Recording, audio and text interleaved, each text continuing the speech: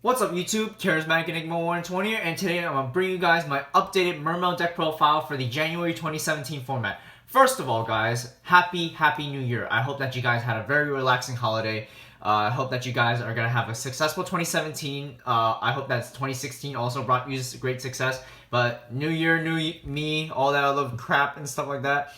But yeah, enough of all that other stuff. This is my build for the January 2017 format. This is the build that I'll be sticking with until Raging Tempest comes out with the new deck, the Zodiacs, the Wind Witches, the Subterror, the Spirals, and all that other good stuff comes out. This is my main deck hasn't really changed much except for like maybe one or two cards. Most likely it's going to be the side deck that's going to be changed a lot because Zodiacs is going to be running around like crazy. That engine is insanely powerful, but yeah. Most likely what's going to be changed more or less with my deck is going to be the side. But yeah, this is what I'm going to be playing for the majority of the Raging Tempest format. That is if I ever decide to switch up decks, because I'm pretty sure that you guys are bored of my Mermail profile. So yeah. Anyways guys, let's just move on to the profile. So of course we started off with the Triple Abyss. This card's insane. It kickstarts all of your engine cards with your Atlantean. So Prince is needed at 3. 2 Dragoons, 1 Marksman, and 2 Infantry. These cards are really good because it helps simplify your game state. Infantry obviously comes up a little bit better, more than the Marksman. It helps blows up those Vanity's Fiends, those Metal Foes, Pendulum Scales, and stuff like that. So the Infantry is really good, especially against like Dark Lords too. So Infantry has very good uses. For the Mermails, we got the Triple Megalo. Megalo is like your Kickstarter card of the deck. You gotta play 3 of these. We got Triple Teus, 2 Pike, 2 Gund. These cards still suck, but I'm playing Mander, Oshia, and Hild now. Yeah, in my previous video, I wasn't playing Hild, but I just realized how broken of a card she really is, because there's a combo where you really don't actually need the Mech Equip Engineer. I see a lot of deck profiles with Mermails actually starting to cut the Mech Equip Engineer, because if you have a Teus in hand and you have a Pike in hand, you just summon Teus by pitching an irrelevant water monster, adding the Hild. You normal the Pike, ditching the Hild, add the Oshia, and then the Hild triggers special summoning your Oshia, and then afterwards you got the double Bahamut play. So that's really good. So you don't really need Mech Equip Engineer. The combo really does come up a few times. So it's a really strong opening play, considering that this format today is basically a dice roll format. Whoever goes first wins. So yeah, opening up double Bahamut is really good. So why not have more cards that help me bring those out, you know?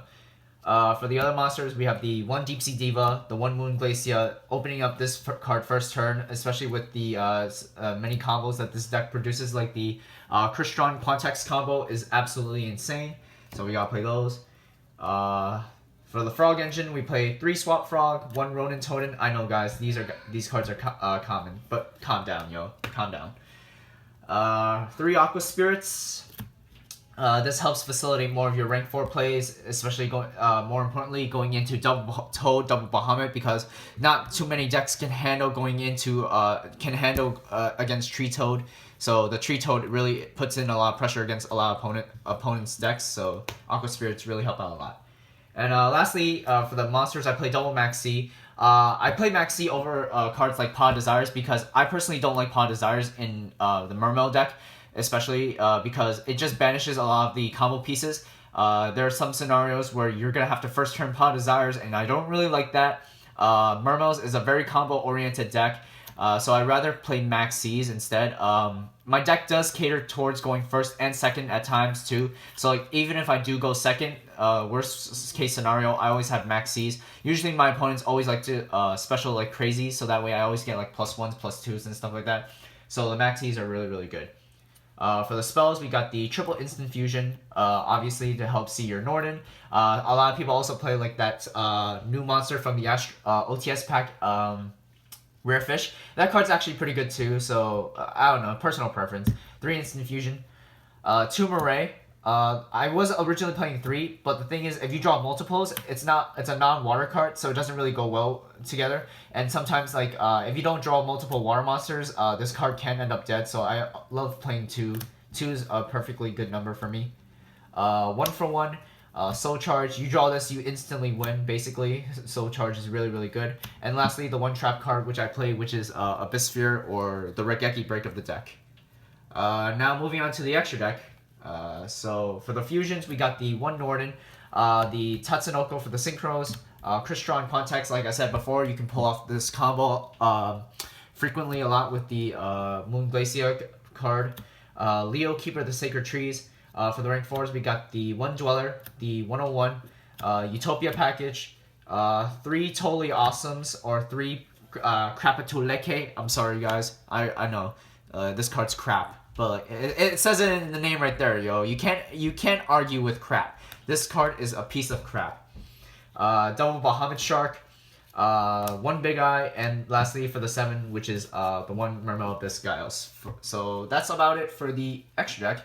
So anyways, YouTube, that's about it for my Mermail Frog deck profile for the January 2017 format. To be quite honest, I don't know if like I'll be playing through the Raging Tempest. Like, you know, Yu-Gi-Oh's gotten quite boring and it's become quite repetitive. So I'm looking for more diversity. And I'm actually looking for diversity in terms of like another deck. If you guys know what this is actually Goat Control. Yeah, my friend actually got me hooked onto playing it. I don't know what took me so long to freaking play Goat Control. But yeah, guys, I actually have a Goat Control deck already finished in the works.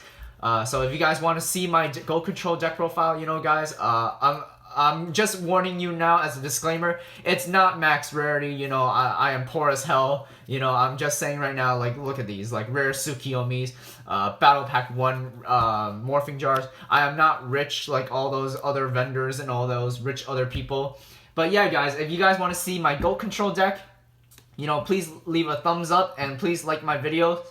Subscribe to my YouTube channel. So yeah, hope that you guys have a successful 2017, guys. And yeah, that's it.